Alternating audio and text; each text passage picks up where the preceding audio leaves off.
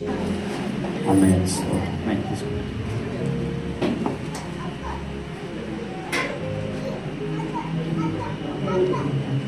Lord. దేవునికి సమస్తమైన మహిమ ఘనత ప్రభావం కలుగును గాక. ఈ దినమునకై ఏర్పాటు చేయబడ్డ వాక్య భాగం కీర్తనలు 103, 11 నుంచి 20 వరకు ఉత్తర ప్రత్యుత్తరంగా చదువుకున్నామండి. భూమి కంటే ఆకాశం ఎంత ఉన్నతంగా ఉన్నదో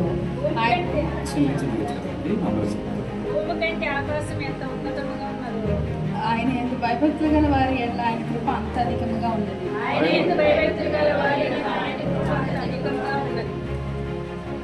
పడమటికి తూర్పు ఎంత దూరమో ఆయన మన అతిక్రమములను మనకు అంత దూరం పరిచి ఉన్నాడు. తండ్రి తన కుమారుని ఎడల జాడిపడినట్లు యెహోవా తన యందు భయభక్తులు గల వారి ఎడల జాడిపడును. మనము నిర్మింపబడిన రీతి ఆయనకు తెలిసే ఉన్నది.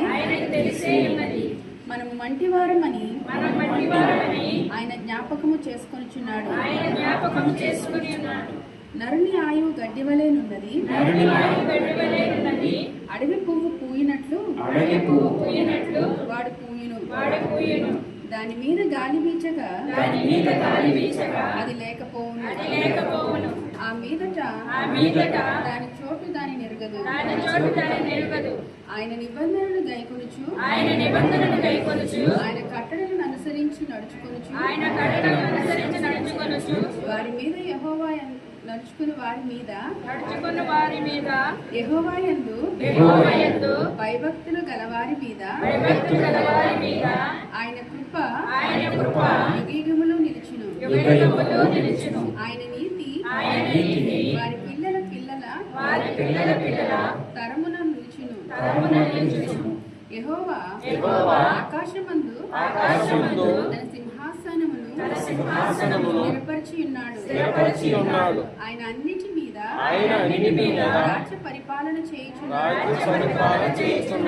యెహోవా దూతలారా ఆయన ఆజ్ఞలకు లోబడి ఆయన వాక్యము నెరవేర్చు శూరులారా ఆయనను సన్నతించుడి. యెహోవా సైన్యములారా ఆయన చిత్తము నెరవేర్చు.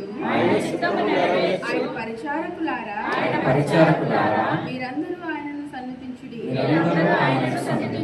దేవుడి పరిశుద్ధ వాక్యం మన యొక్క దీవించుగాక.